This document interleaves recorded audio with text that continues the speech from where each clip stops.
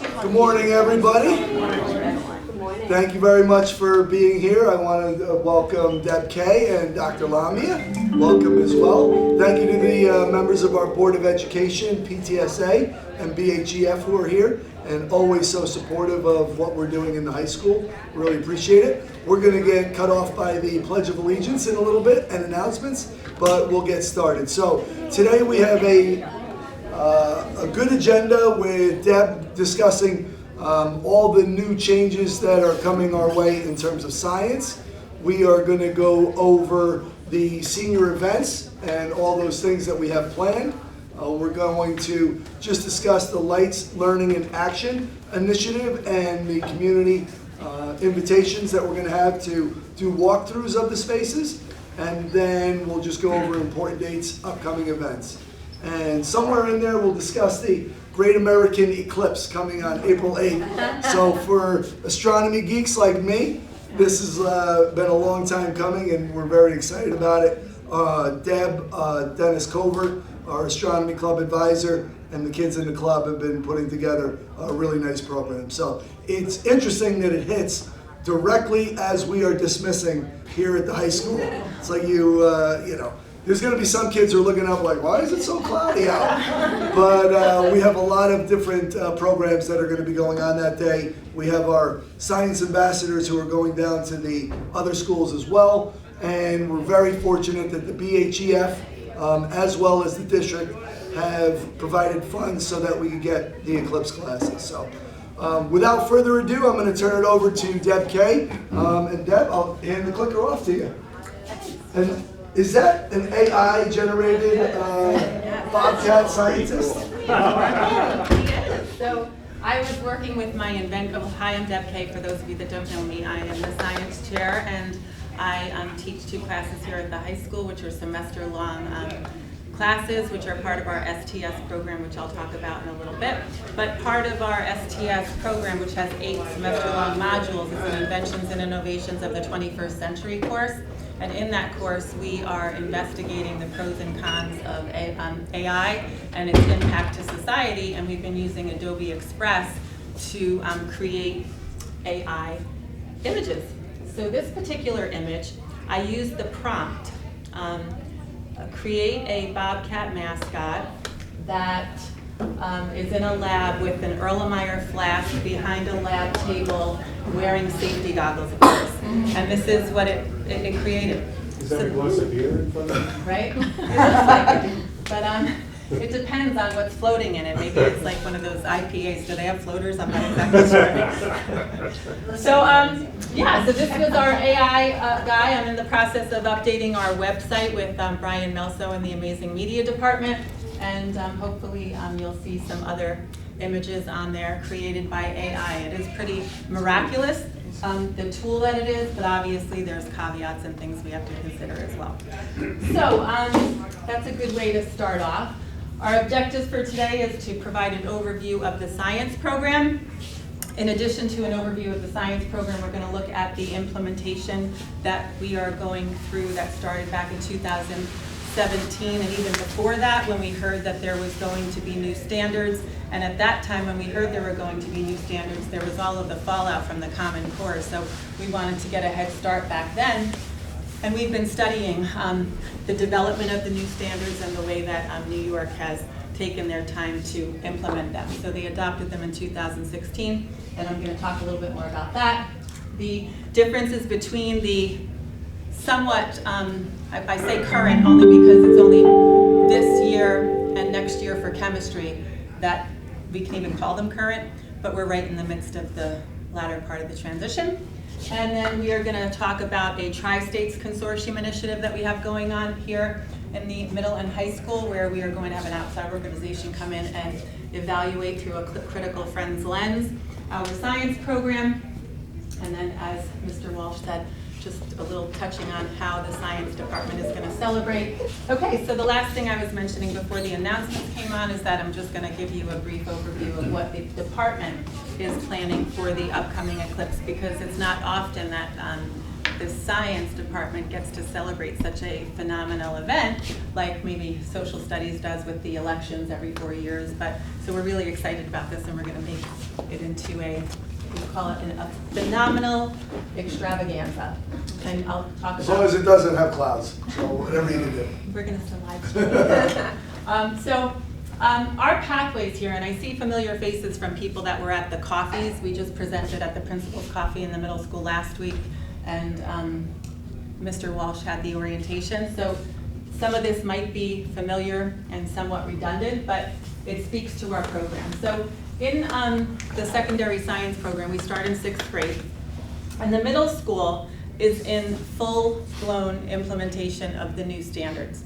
The new standards are called the New York State Science Learning Standards, and the reason is because they are different than the Next Gen, which is the more national, international version, believe it or not, because there's a lot of international schools that are American schools that use these standards. But Next Gen is the national version, and New York adopted theirs with a little twist. They felt that in certain areas they wanted to beef up the standards, so they added certain standards, and because there was an adaptation to Next Gen, they can't call it Next Gen, so it's NIStless. So 6 through 8 is in full-blown NIStless mode, where the high school is still under the MST umbrella, which is the Math, Science, and Technology standards that were, I think, initially adopted back in 1996, and now they're phasing those out. So this year, we will have a transition from the MST, and that's why I'm just telling you this now, because you see the strikeouts? Those names, which are kind of linked to the terminology and the graduation requirements, where you need so many credits in the living environment and so many credits in the physical setting. That's the old model, so I'm assuming they're going to change the graduation requirement terminology at some point as well. But when you see the names living environment and physical setting, understand that that is phasing out. And what's new is going to be Earth and space, physical science, which in our school district it will be chemistry and physics. And then there's the life science, which in the high school will be biology. And then there's a science and engineering design component that's embedded in all of them. So these are our course sequences. And as you probably know, there are different pathways. And then you can also take the Authentic Science Research Program, which is our amazing internationally recognized flagship program of our district, along with Global Scholars and now our startup. So science research back in the day when Dr. Pavlika started it kind of paved the way for this sort of authentic experience for students, and then we're doing it in the humanities and now in STEM. So again, here are our science course offerings.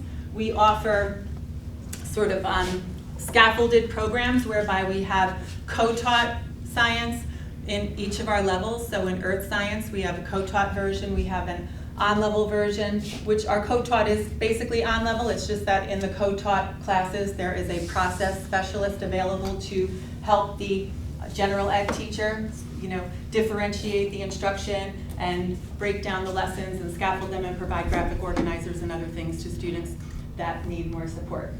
And then we have our A program that comes in 9th grade, where students that took earth science in 8th grade that took it accelerated and advanced, they then are one course accelerated, meaning they're taking a high school course before their other grade level peers. But I caution people to not think that it means that people are smarter, they're better, they're more gifted. What it means is that they are more developed in certain skill sets and dispositions that are probably affording them the opportunity to show a readiness at that particular time. And we do offer points of entry for students that don't accelerate in 8th grade, for them to still meet their goals for what courses that they want to take upon graduation. And what we usually encourage is when we start meeting with parents, in middle school And in the early high school years, we encourage them to get in touch with the chairs and constantly throughout the years talk to their teachers, asking about what recommendations they think are good. And then that communication along with their parents, if they're in science research, we kind of get together and come up with sort of some pathways and some ideas of how they can meet their goals that they want. Like I had a student come to me a couple weeks ago that wanted to take AP Physics C, and they wanted to figure out how can they do that, but they also want to take multiple APs. And we sort of mapped out some different options and opportunities for them to do that. So our core courses, like I said, we have sort of a tiered system depending upon how the students want to approach the levels of classes that they want to take, and also based on their readiness. And then our electives, and we consider APs electives because students opt to take them. We have what I would call a swinging gate door. We don't gatekeep, we don't cherry pick, but we do have a very hands-on approach to counseling students to try to give them the most opportunity that they can to make an informed decision. So we have application processes, and then we have appeals processes, and then we continue to just work through the remainder of the year. If a student is sort of right at that place where they're not sure and we're not sure if this year is the best year, maybe the following year would be a better year, but it's a full sort of counseling model, not just a no soup for you kind of thing. So I think it's important for people to know that people are able to take APs, they're able to advance if they didn't accelerate in 8th grade. There's many ways to figure out how to make that happen. And in addition to the AP courses that we offer, we just implemented AP Environmental Science for the first time last year. We began the study the year before, and it is a huge hit. We have so many students expressing interest in wanting to take that class. And one of the things that inspired us to implement that was that when we analyzed our course offerings, we recognized that we were kind of heavy. What did I do? We were kind of heavy in the, the physical sciences and the biological sciences, but we really didn't offer as much of the geosciences as we really wanted to. And with all of the global climate change and the different types of sustainability initiatives going on in the universe, we thought it was a really important course to offer. One of the things that those teachers do that I think would be interesting for parents that have global scholar students is they also look at the AP environmental program through the UN sustainability goals. So we try to align things as much as we possibly can. I just mentioned our Authentic Science Research Program, and then before I started off by talking about our Science, Technology, and Society elective program. We offered a course, it was a full year course called STS, and it had modules within it. But over the course of the years, we started to recognize that there were some limiting factors in having students be in a full year course, and also there were limiting factors in sort of the topics that were in the class. We wanted to sort of have some more versatility and flexibility. So I started doing some studying on science, technology, and society, just like the acronym in and of itself, and realized that there are plenty of colleges that actually have this as a major. And what I recognized was that there was such a benefit to having a sort of STEAM, liberal arts-ish kind of program. And Mr. Walsh and Dr. Lamia and Dr. Kaltenecker were great in supporting the transitions of breaking our STS program up and then eliminating some of the other electives that we were running that were somewhat under-enrolled, and then creating these hybrid sort of elective half-year courses. And one of the great things about the courses being half-year is if a student is taking a half-year art class and then they want to take a half-year science class, or they want to take something after mentor, or they want to take something after health, or they want to take a science class that really interests them, but they don't want to do it a full year because they're a senior and they know in the spring they're going to be checked out. It kind of gives them, oh wait, that was on camera.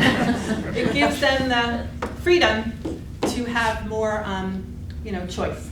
And the other good thing about those is they're sort of like hit TV shows that have, TV shows that built from them. So robotics and forensics were embedded in STS at one point. Robotics got so popular that we had to spin it off. Same thing with CSI. So we were jamming a lot of really great things into STS, and we knew that we needed to dedicate specific time to them. And robotics now is... Yeah, Peter has done a great job. I'll never forget when Peter was teaching the STS and he came to me. We went to the Intrepid trip and we saw a demo there during Fleet Week, and it was on something called the Sea Perch. But in order to bring the Sea Perch robotic device to the school, you would have to find somewhere to set up a pool, like a little pool. And I just was thinking to myself, like, senior prank sometimes, cool, you never know, like maybe we should just find another alternative. And it just kind of segued into him finding the VEX program, and it just took off from there. So that is another amazing program. So here is our choices of electives, and I should point out that when parents are looking and students are looking in our course selection booklets, which are available in the guidance pull-down area, note that a couple of these classes are offered in alternating years. And we have to do that because of just the amount of staffing and then also the interest, right? Because if a student is taking some of these, they're going to want to take another kind of version of a different choice, but we just can't offer all of them all the time. So it's important to understand that Eye to the Sky, and environmentally conscious citizen, geology of the Hudson Valley, and environmental impact of natural disasters, we offer and toggle back and forth on alternating years. But it's notated in the course selection booklet with like an asterisk, and it's pretty obvious. I mentioned these before. I should probably, I've never presented at a principal's coffee before, so pardon me, but do I pause and ask for questions? You could ask, yeah. I just, I'm like, I don't know, but you have a big agenda, I don't want to take too much time. So does anyone have any questions on sort of the course selection aspect of things, or the course offerings? In the last slide, what courses are going to be offered next year? Next year is Eye to the Sky, and the geology of the Hudson Valley and the environmentally conscious citizen. Yeah, so I probably should maybe go over, this one is, I kind of mentioned that with the AI, right? And we look at, 3D printing, and then we segue from these little bristle bots, which are like little robots made with toothbrushes, but they're not robots. And what they realize is that they are not programmable. They're really just a machine, because it's a vibrating battery machine. So then they segue into knowing what's the difference between machines, and then they segue through little Ozobots into drones, and then the next step is them looking at helicopters, paper airplanes, into eventually looking at flight simulators, and we have a flight simulator in the lab there. And then their big test is to fly from LaGuardia to JFK on the big screen and make sure that they land safely. Not in the Hudson. They get so excited, like they come in, they're like, "We're doing flight simulators!" I'm like, yeah. You can't do anything but when you're in the midst of flight simulators. Even when you're not, they ask to do it. So crime scene investigation and forensics is very self-explanatory. Geology in the Hudson Valley is just looking at all of the shapes of the land and why are they shaped like that, from a structural component of the geology of the land, and then looking at what forces of nature cause them to be shaped like that. So one of the big things would be like the Catskills really aren't mountains. The Catskills are a dissected plateau that was dissected horizontal sedimentary rock by water flowing through streams, right? If you're out in Arizona where there's an arid climate, that would be the Grand Canyon. So that's the difference between that, and that's kind of the things that would be covered in that class.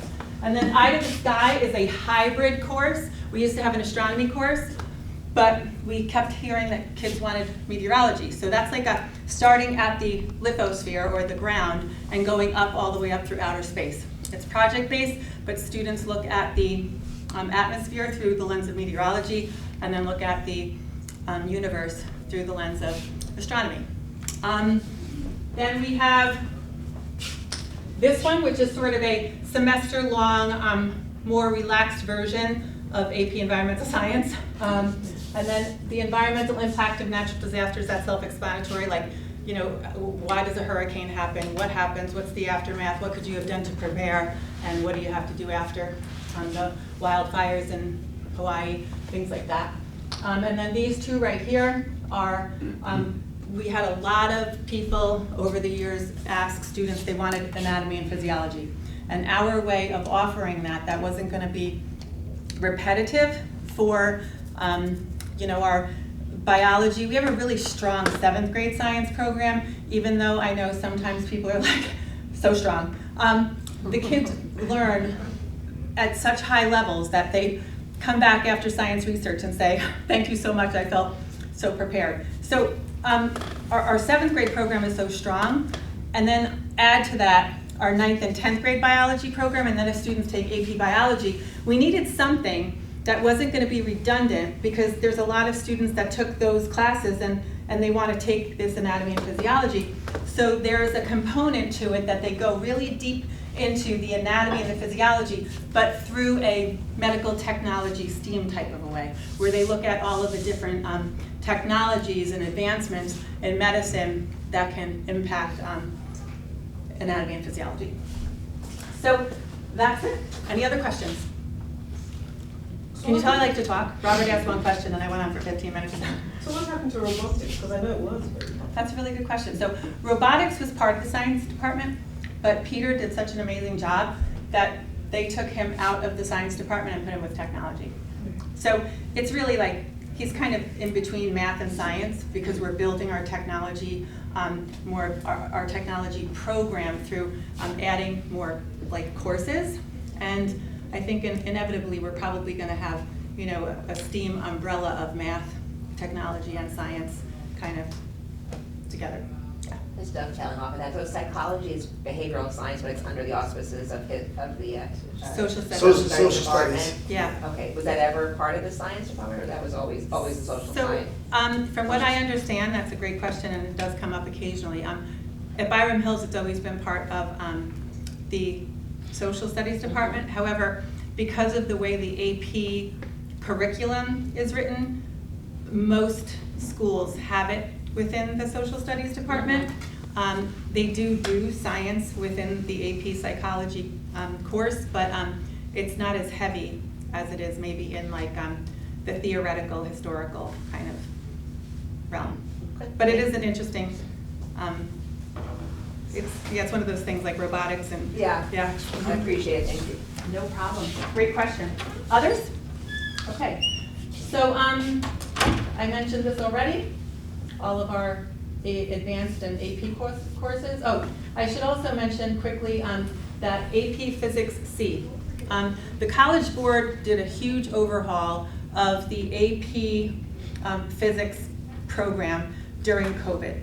And it all had to do with the AP assessment and the fact that the College Board doesn't always necessarily like care what high schools do, and they make their decisions sort of in isolation. And because of that, what was happening is that they just decided during COVID, okay, we're going to take out the electricity and magnetism portion, or any type of the electrostatics in that AP Physics 1 class, course. And then we were expecting it to be put back in, but they never put it back in. And we know, based on research that we've done and networking that we've done with different colleges and universities, and also our true passion for understanding that the foundation of a really solid high school physics program includes that information. All students should have, you know, access to electrostatics, optics, and things of that sort. So we did that study, and then when they didn't put it back, we said, how are we going to offer like a 2/3 or a half-year physics program? So then we kind of brought back our Physics A program that we had before and beefed it up. And we are getting great feedback. And one of the many reasons why we thought that was so important is because a lot of those students go on to AP Physics C, and that's a prerequisite. If the students don't have a really solid foundation for it would be equivalent to like an AP1 and a part of AP2, then they wouldn't be prepared for APC, or they would have to take a Physics 1 and Physics 2 at some point if they want to be a STEM, some type of major within the STEM field. So the College Board then changed again. They took their AP Physics C program, which used to be possible to squeeze mechanics and E&M into 1 year, even though they were 2 different exams. And now you just can't do that.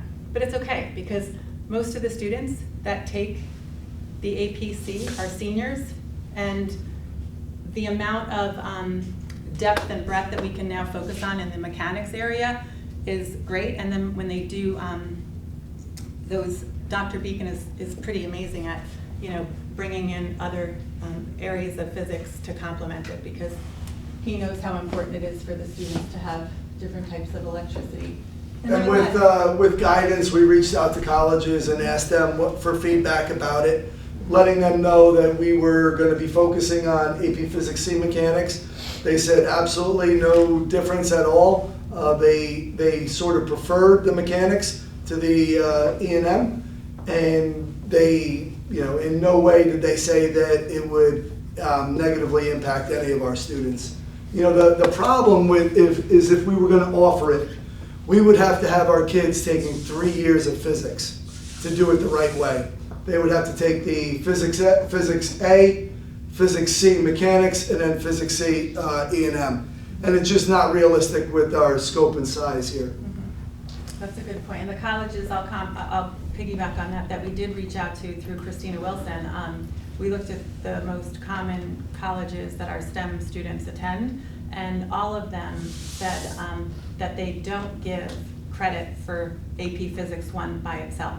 So it kind of is better that we offer Physics A, because they said that what they do is that they look for the highest, most rigorous programs that you offer in your school.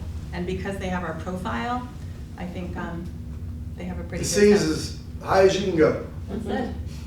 All right. Any other questions? So this right here is our bridge building structural contest that Mr. Savino and Mr. Covert do with all of our students. So this is a combined class where they design these egg drop structures, and they put the egg inside and try to build a structure based on their knowledge and the learnings that they've had in physics about forces, and then they drop it and see whose egg doesn't drop, and then they keep going to higher places. I stopped here. They eventually went somewhere on the roof, I think. This program right here is, self-explanatory. I know that we're kind of on a time crunch, so the website for science research probably could do a better job showing you all of the amazing things that they do than I do. I know this weekend they were just at the Somers Science contest, where over 500 kids competed, and we always come home with great accolades. Stephanie and her crew in science research are pretty amazing at how hard they work and how hard the kids work.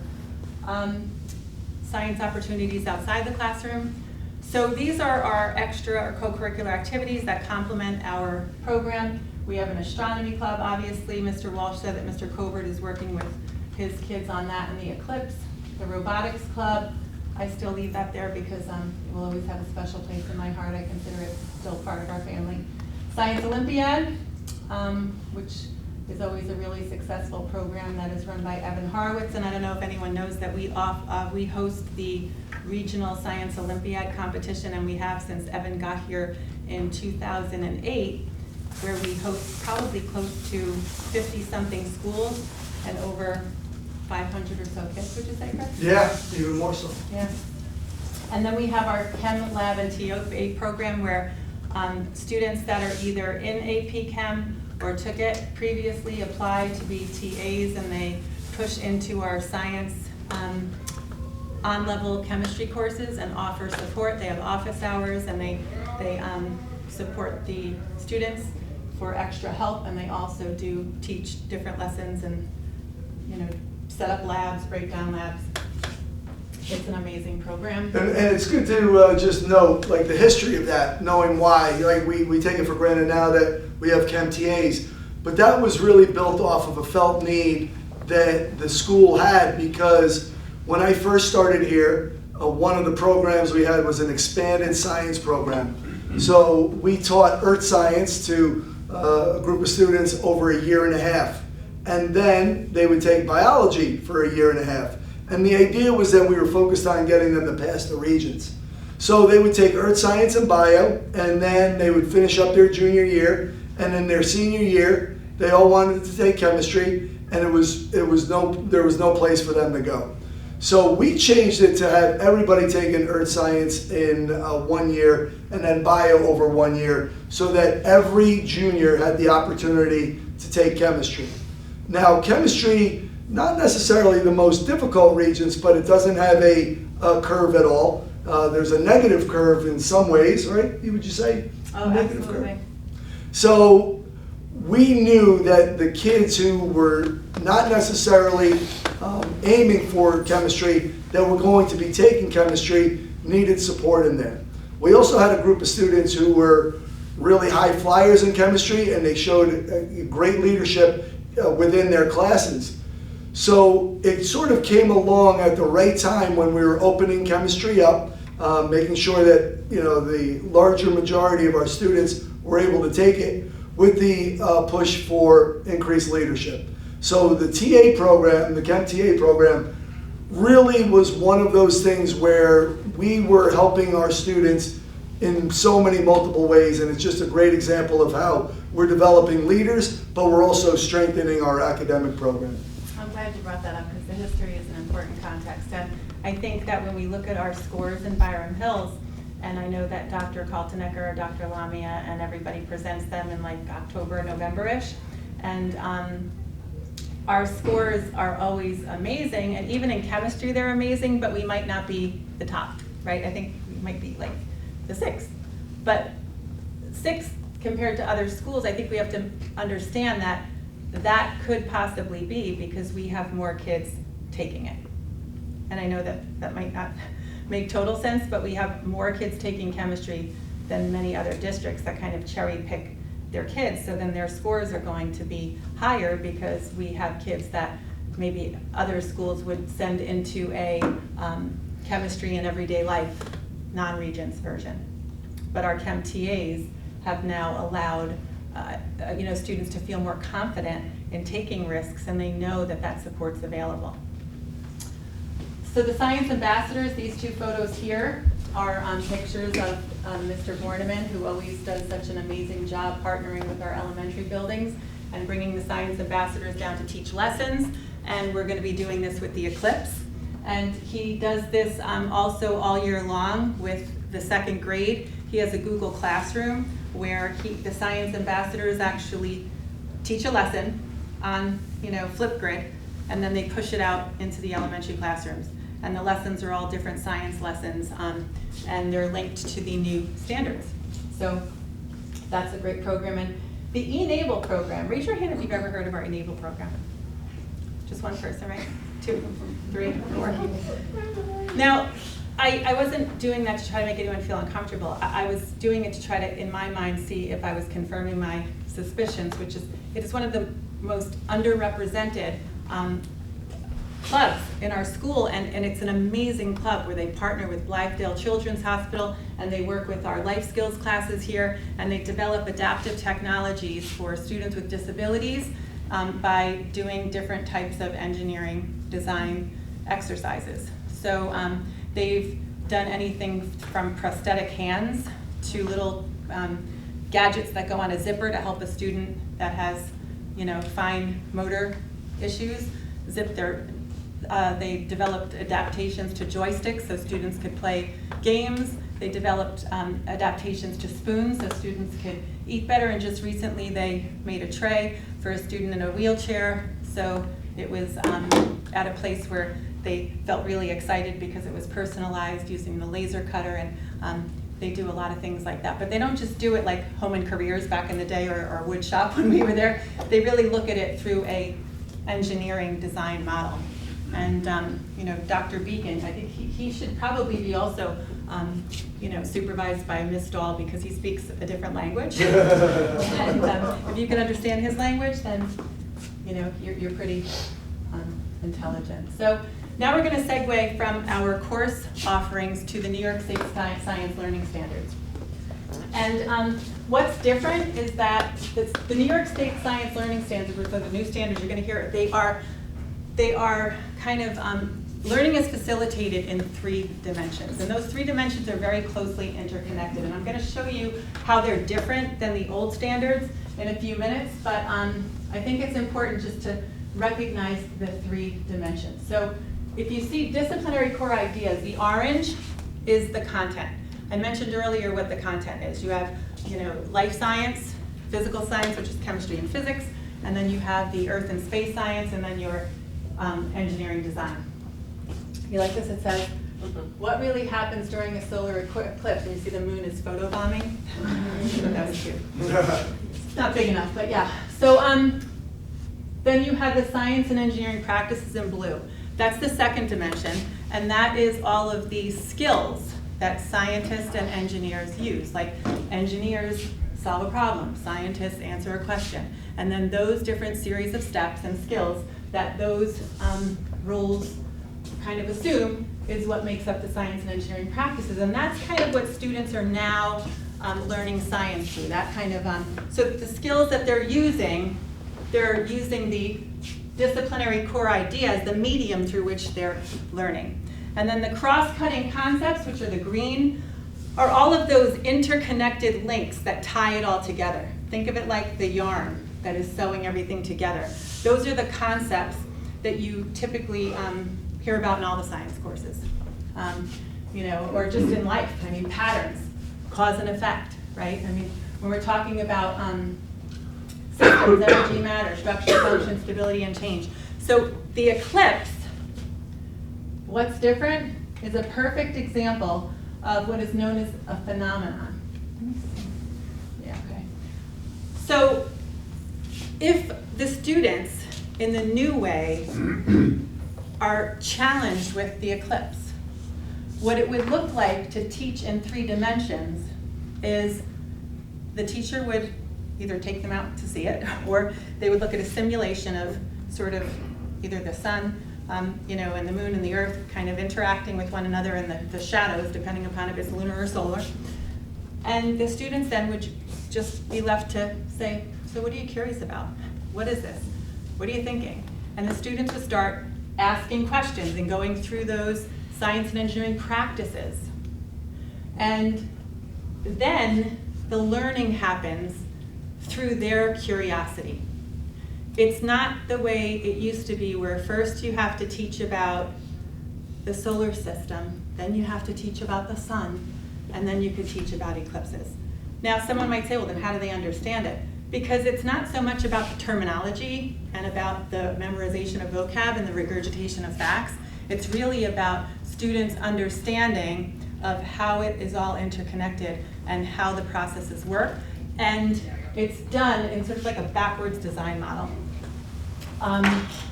Here is just a timeline. You can find this on the State Ed Department, but this just basically shows it started back here. Now, it's kind of too small for you to see, but in essence, this is from State Ed. And let me see. I guess what I could just tell you is this year, what are the big changes? 5th grade, well, the test was in 4th grade and 8th grade for science. And there used to be this like sort of lab practical thing where the students would roll balls down ramps and do different things, right? That's all gone. They took away those lab practicals, and now they shifted the 4th grade test up to 5th grade, and the 8th grade test is still in 8th grade, but the students are tested on their understanding of the interconnectedness of all 3 dimensions. It's not just, what is a rock? What is a mineral? It's, more of the, why does the geology of the Hudson Valley look the way it does? And they'll have a reading excerpt, and they'll still have information in there, and then they have to make evidence-based claims. So they have to make all of their claims based on real evidence, sort of like ELA and history have been doing forever, right? Now, There is also what are called the investigations. So in lieu of those performance exams that used to happen at the end of 4th grade, right before they took the written test, and at the end of 8th grade before they took the written test, they got rid of those and they implemented what are called investigations. The investigations, I don't know if any of you have had students that took living environment yet, or if they're currently, or if they already have. If they've ever talked to you about the 4 state labs, like the beaks of finches or the biodiversity lab, there's 4 labs that are mandated that the students have to participate in and engage with in order for them to be prepared for the living environment test, because there's questions on the test based on those 4 labs. They actually have the state seal, and we have to keep track of who has taken them.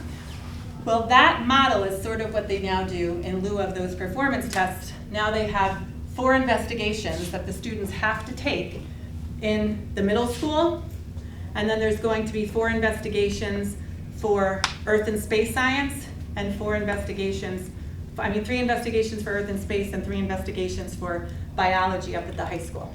But in the middle school, we had sort of freedom to decide how we wanted to do it, and because we have a subject-specific sort of disciplinary core at each grade level, we are offering 1 in 6th, 1 in 7th, and 2 in 8th.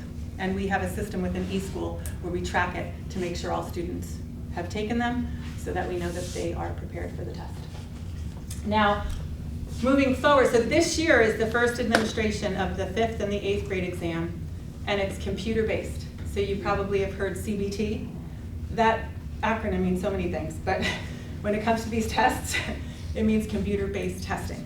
So the students are taking their science tests in 4th and 8th grade on computers.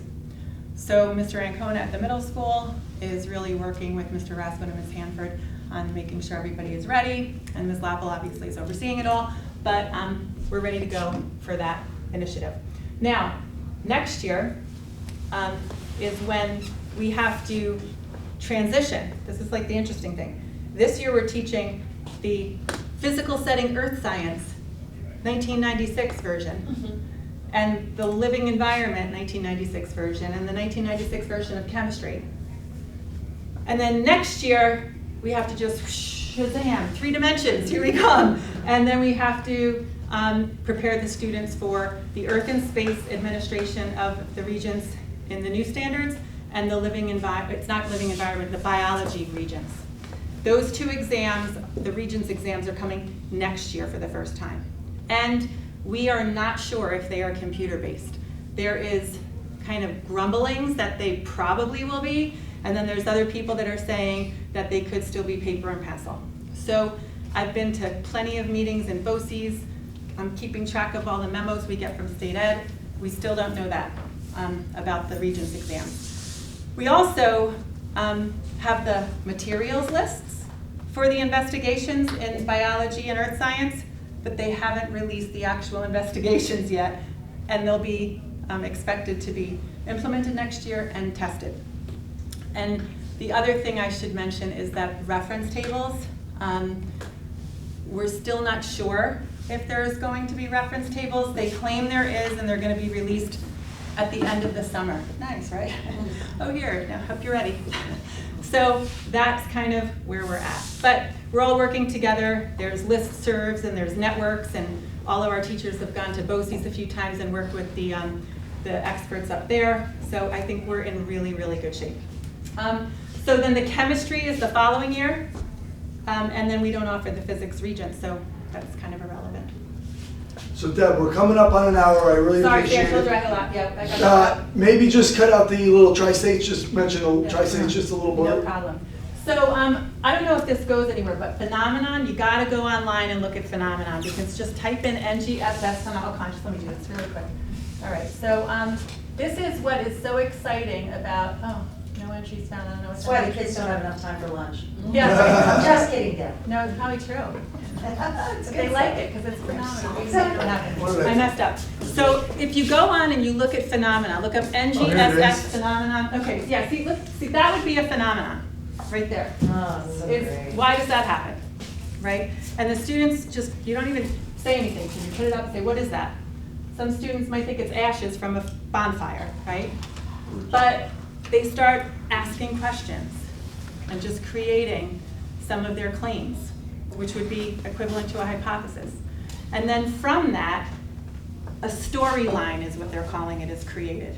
And that's how the 3 dimensions are taught. But there's so many different phenomena that we use already because we've already shifted to this.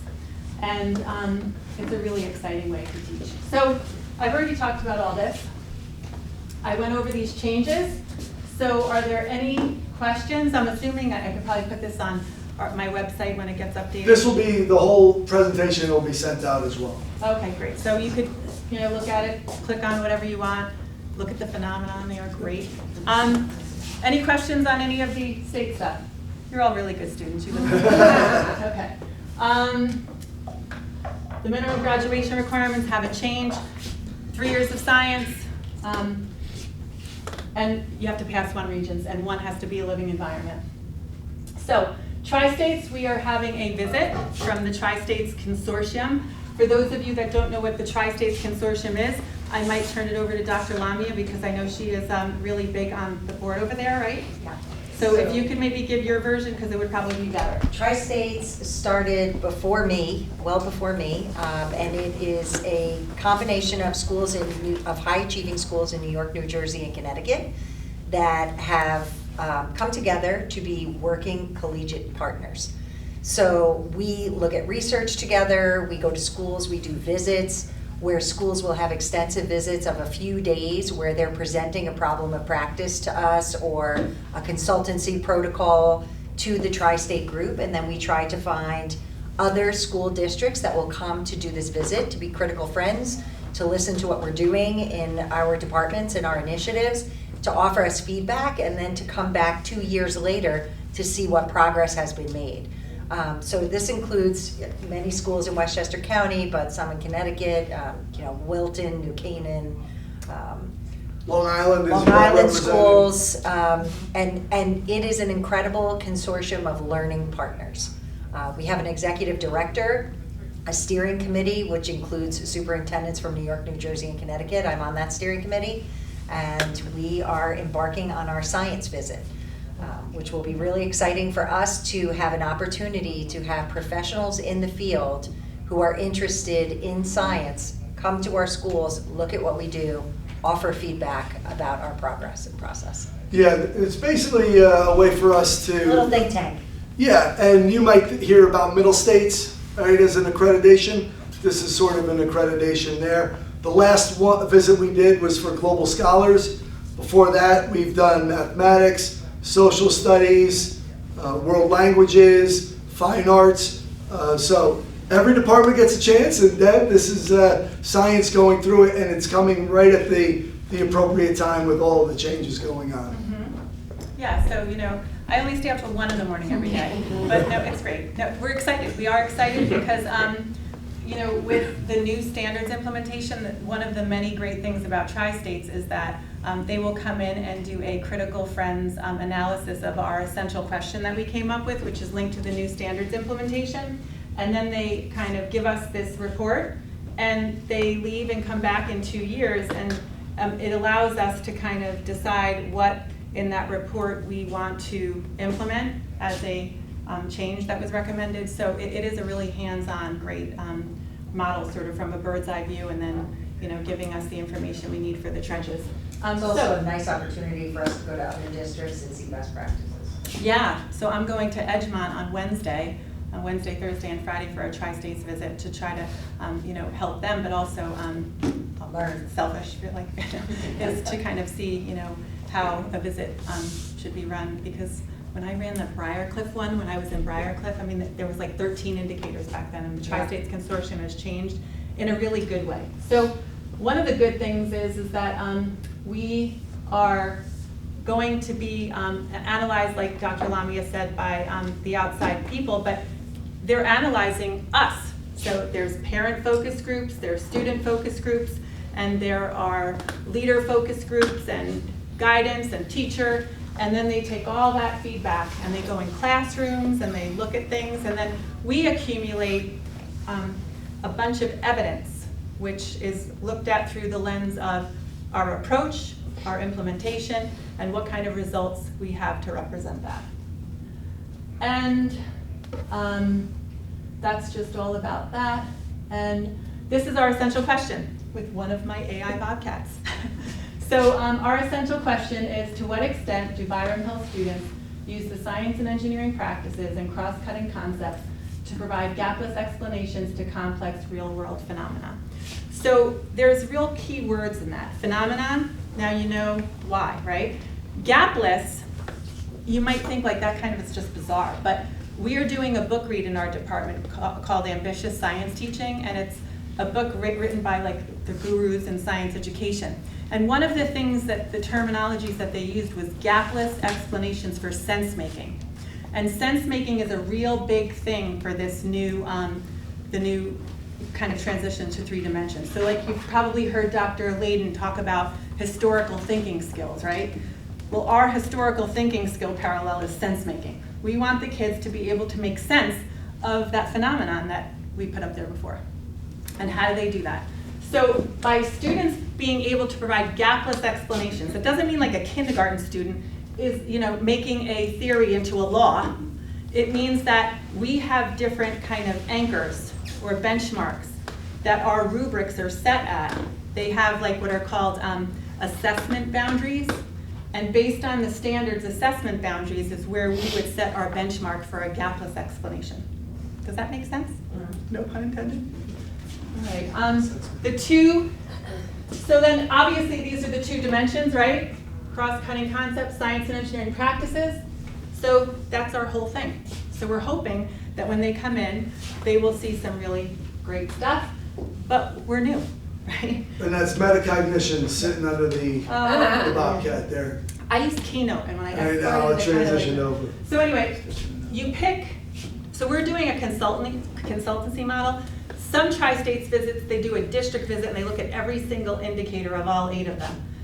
We're not doing that here, we're just looking at our science department, and we picked 2 indicators that we felt would be the most appropriate for our study and linked to our essential question and the work we're doing. So performance assessments is one of them, and then metacognition is obviously another natural fit. So that's our tri-states visit, and then coming soon, we are doing a lot of things with the Eclipse. You will be hearing and seeing a lot of this stuff. We're very excited. I'm working closely with Mr. Walsh and a bunch of people at the high school, Bobcat TV, Dennis Covert, Steve Borneman, Ms. Lappel, Mr. Ancona, the 2 earth science teachers at the middle school. We designed a lesson where they're going to go teach the kids at Wampus a few days before the eclipse, because we want them to go home with their eclipse kits, with their glasses that the foundation graciously bought, and some other nice little things in that bag, including safety about watching eclipses. And then also Steve Borneman is taking those ambassadors down to 2nd grade and doing lessons in Coleman Hill, where all the kids will also get their eclipse kits down there. And we're coordinating with athletics as well, because Section 1 did not look at the astronomy calendar when they were setting their schedule. So we have 3 contests on the campus starting at 4:15. So those other teams will be arriving right at the peak time of the eclipse, and they'll be wondering why it's dark outside. So I think we have a flag football game, a softball game, and a tennis match, all scheduled at that time. So we're working with Rob and Scott, as well as our security, to make sure that we can handle those kids coming in and the teams who are looking up in the sky, and that they don't burn their eyes out. Right, and I don't know if any of you have looked at the map of where the line of the path of totality is, and it doesn't hit here, but we're good. We're going to be like pretty eclipsed. 8%. There's going to be We're going to be pretty eclipsed. 8%. Right? Yeah. 8% will be not included. Right. So I will say though, the other thing we're doing in case there's bad weather or just if people don't want to be outside, we are live streaming the NOVA and NASA eclipse viewing in the theater.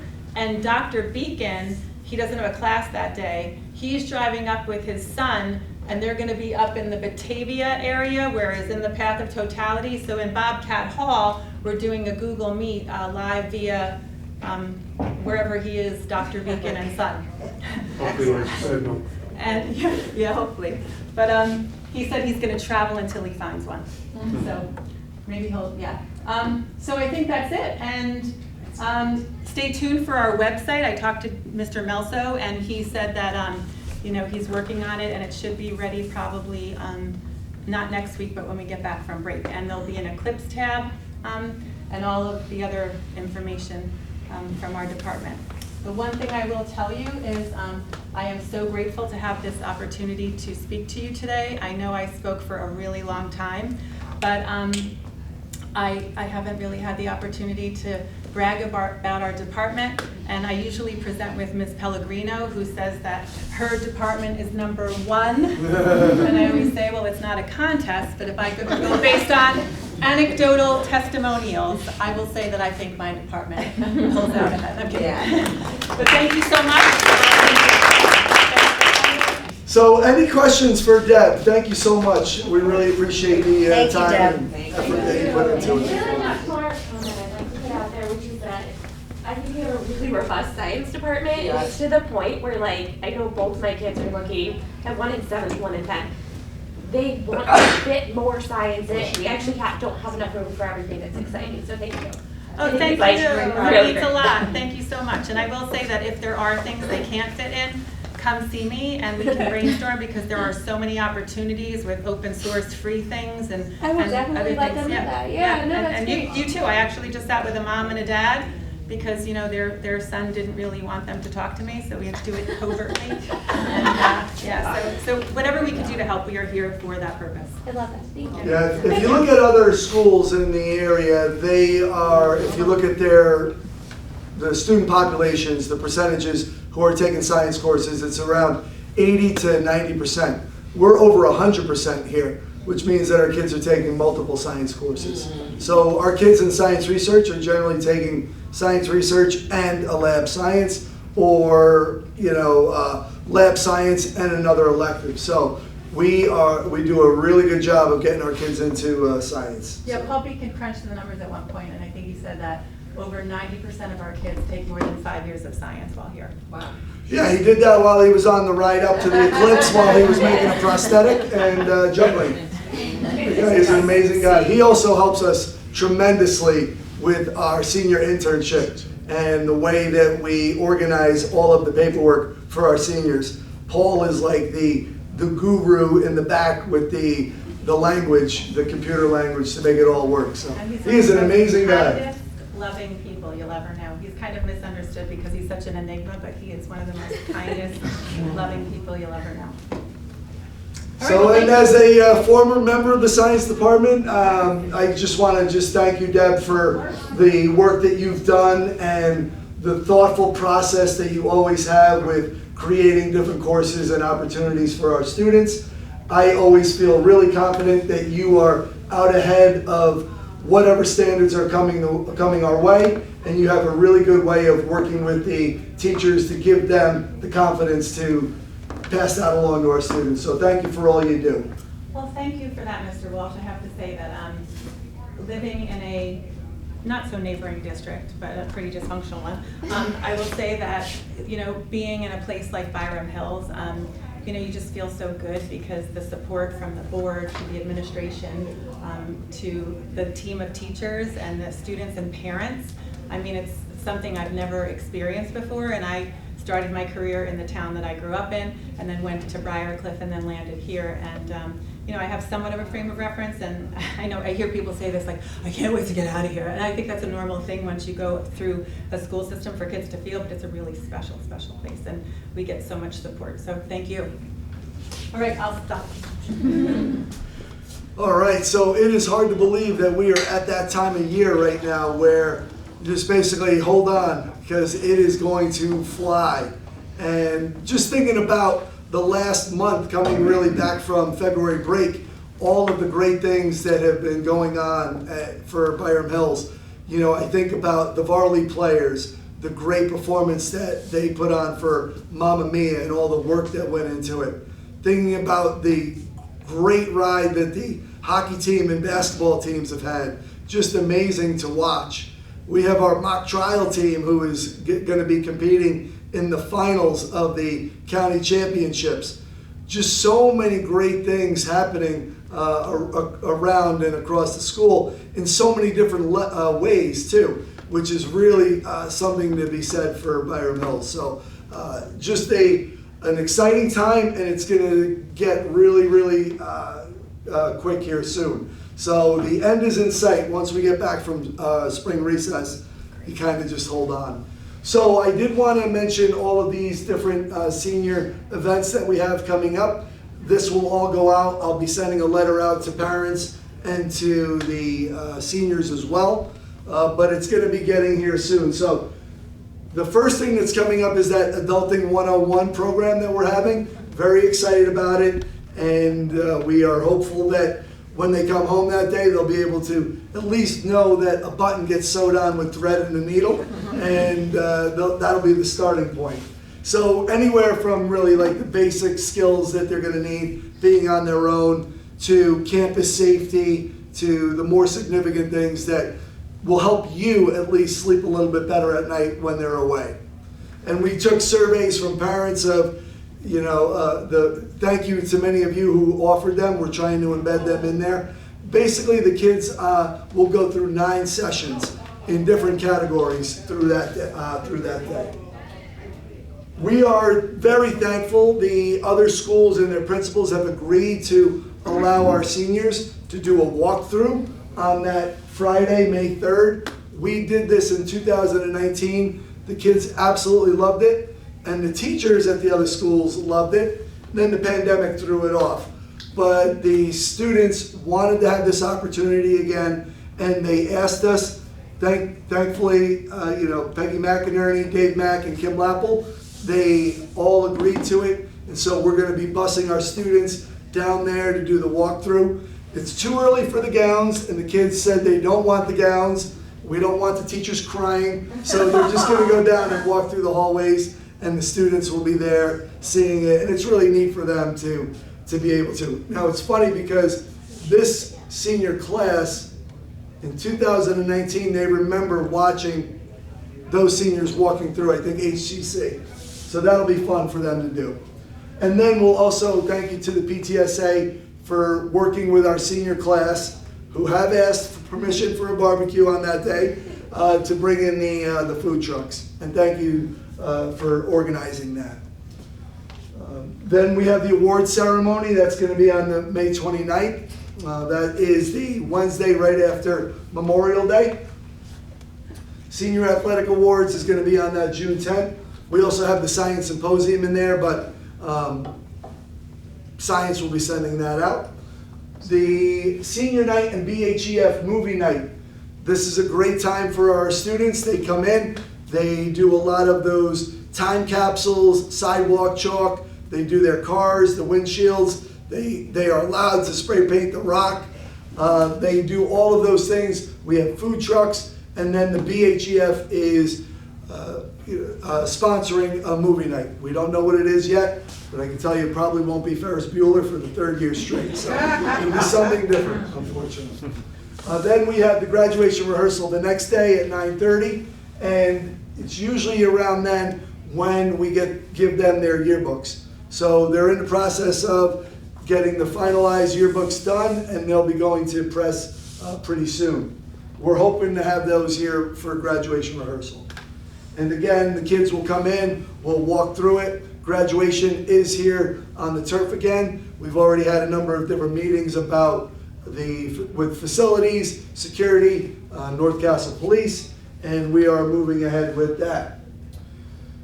The day after the graduation rehearsal, we have the prom and we have the community reception, which has really been a big hit for the community. We have the red carpet, we have pictures, we invite parents, grandparents, siblings. Just a really nice time for the entire community to watch the kids. So excited to be here. And so then we get them on the buses and we go to Glen Island Harbor Club. They dance. I didn't know they danced.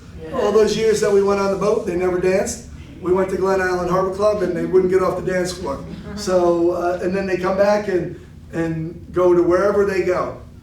And then this year with graduation, we usually always have it on a Tuesday, but Juneteenth, the holiday, is a Wednesday. So we are moving that to that Thursday, the day after Juneteenth, and with the rain date of that Friday.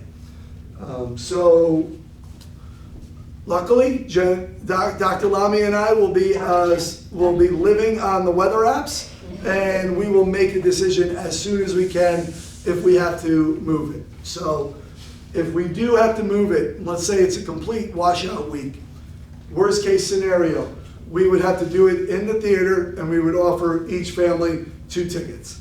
We would live stream it, and we would have the recording sent out, as soon as Gabby and Brian could turn it around. So those are all of the great events that we have coming up. Any questions about that?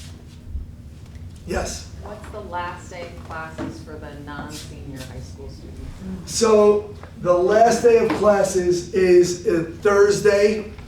It's the Thursday, The 13th. the 13th, yes. Now the way that the regions fall, if you're looking to see whether you can go to camp or not early, or take a trip early, just look at the final exam schedule that Lauren Albert blasted out last Tuesday, or last Wednesday, and ask your child, are you taking any of these? And if they are, then don't go before that. And then anything beyond that. So really that last week, when we're getting into June 20th, June 21st, that next week, we don't really have a lot of tests that we're offering here. But just check, double check.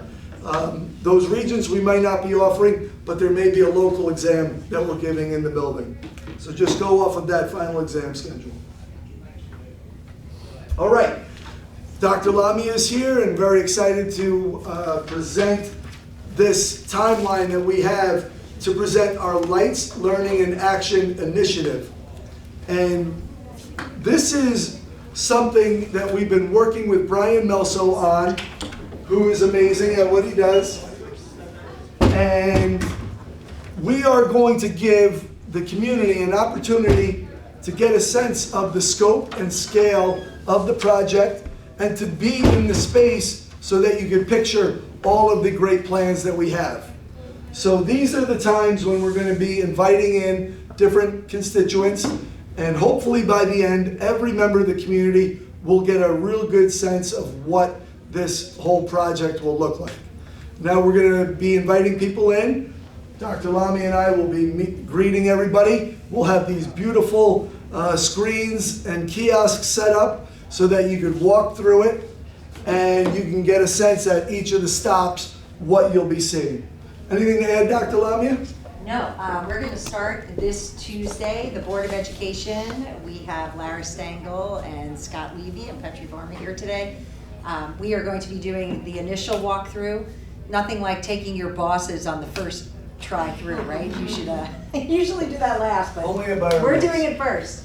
Right, so we'll go through that walkthrough. It's going to be a really great opportunity to stop at points in the library and the hallway and the lecture hall and down the guidance hallway, sort of picture a museum walk. We're going to be doing something like that to see some renderings of what we anticipate these spaces are going to look like. Remember, this is Lights, Learning, Action, but not in that order. First, we're going to be working on the Learning Commons, which is going to include this entire space. People in the community who've been to our schools know in the high school there's no hub, right? And we need to create that hub in the library space, in this hallway space, and in the lecture hall space.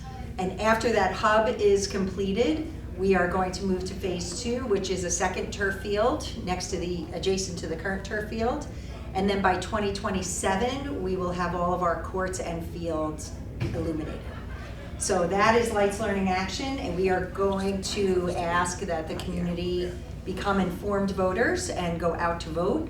There will be a proposition after the regular budget proposition, a proposition for us to take money out of our reserve fund that was set up in 2017 when I became superintendent expressly for purposes like this, where we have put money into this reserve fund for use on school improvements so we didn't have to go out for bonds. So I'm looking forward to seeing everybody for our community reception. And if you're part of the BHEF, I see some BHF people here, or part of the PTSA, You will have specific times that you'll be coming before them. But I encourage you to come that night as well, and just see what we're planning for our kids. That's it. All right. Great. So this, I'm going to send all this out as well. This will go on the plastic goes out. All right, and any questions about that before we move on?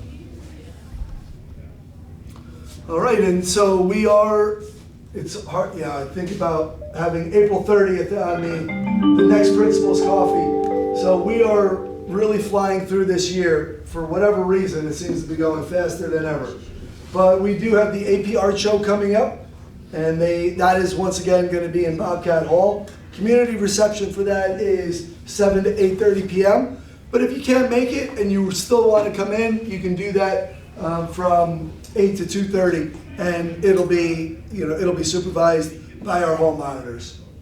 The eclipse, as Deb said, 2:11 p.m. is when the first little bit starts to become occluded, and then the maximum time would be around 3:36.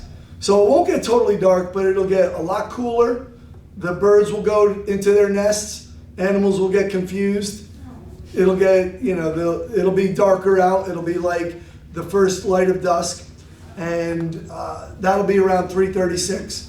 And then the whole thing will be over, and nobody will know anything happened by 4:36. End of market period 3 coming up right around the corner once we get back from the break. Byram Blues Jazz Coffee House, that's with the jazz band. They'll be doing that on April 12th as well. Then we have a couple honor societies, the Tri-M and the National Art Honor Society. They'll be going the week of that, the 15th. And that's the same week of the spring concerts. They're all going off at 7 p.m. on that day. One after the other. Then we have that short holiday recess for Passover.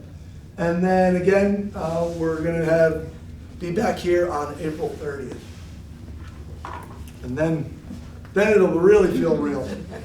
Then we can't avoid it. The seniors will be going out. Juniors will be allowed to drive, provided that they fill up. They have attended the Hang Up and Drive, and thank you to the PTSA for promoting that and having our students. They were in last week. JC Good and Steve Johnson, they do such a great job of making it real for our students about the dangers of driving while distracted with cell phones. So thank you to the PTSA for always sponsoring that. So in order for a junior to drive when the seniors leave, they would have had to have attended that, which I think, we have only a few who are absent. If they were absent, they have to go through a program with Miss Albert, their AP, and then they'll get signed off and they can do that. All right, any questions? In the interim, practice with them in pulling fully into a parking lot. Yes. It's a real thing here. We have to pull kids out of class and go out and just pull your car the rest of the way in. Are the other These are the schools still simple taking the joys. kids outside for the eclipse? Yes, so Deb, do you want to just mention with the other schools, the work that you've been doing with Coleman Hill and HCC? So, sorry about that. So Coleman Hill and HCC, we're going down to Coleman Hill on Friday, and then we're going to HCC on Thursday. And the reason why we're doing that is because we want the kids to have their glasses. We're sending them home with brown bags that are filled with the Eclipse glasses from the foundation, and some little craft coloring pages, and a QR code with all different websites and things to kind of, look at while they learn, because we are also having the student leaders that are going to teach them, because we're building leaders of the next generation, and they are going to be using the terminology for the new standards. So we really are treating it like a phenomenon, so we can get the K-12 initiative of the new science standards kind of, out and about, so that it's more, obvious. But what Chris was saying is that we're doing it ahead of time, so the day of the eclipse, we wanted people to have the autonomy and freedom to do what they wanted, because a lot of people are talking about traveling and going into the path of totality, and it's really up to parents how they want to treat their children in school at dismissal. I think, for us to try to figure that out, it would have been probably a little bit too hectic, and we might have interfered with people's But parents have the personal- option to pick their kids up. Yeah.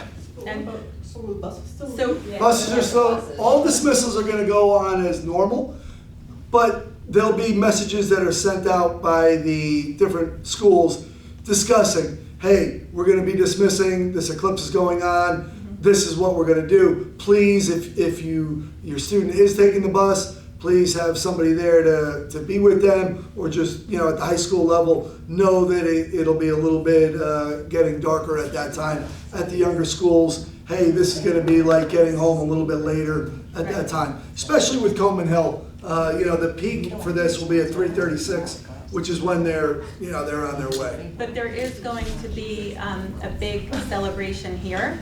So if parents want to bring their children, I don't want to cause trouble, but I believe that they could probably sign their children out if they have different siblings and bring them here, but again, that's up to them and their Yeah. teachers. I think that the key thing is I'm meeting with Ms. McInerney and Ms. Enninger today at 11, and I'm meeting with the middle school. At 12:30, I'm meeting with Mr. Raskin and Ms. Hanford at 11 today. So we're gonna have all of the kind of logistics kind of ironed out before everyone leaves on break, and then I'm working with Mr. Walsh to put together a blast to go out to everyone, sort of like the homecoming one that talks about all the events that will be going on in the district, around the eclipse. So something just to consider with the middle school that's been on my mind, I have a 7th grader who does modified sports, so he's brought up here every afternoon, and it's a Monday, so he'll be brought up. I don't know if you'll talk They'll about have- that. Yeah, Athletic we've department been or- working with, Yeah. we've been working with. If they'll be Rob included in and the high Yes. school event. Yeah. Okay, great. They'll have classes and they'll be instructed.